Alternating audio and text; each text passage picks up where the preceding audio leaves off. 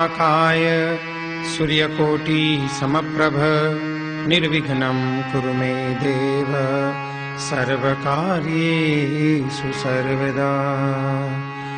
विघ्नेश्वराय वरदाय सुरप्रियाय लंबोदराय सकलाय जगद्हिताय नागाननाय श्रुतियज्ञविभूषिताय गौरीसुताय गणनाथ नमो नमस्ते।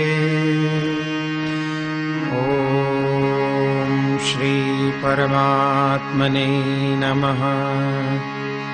प्रणवौ पवन कुमार खलबन पावक ज्ञान धन जासुर दयागार बसहि राम सर चाप धर।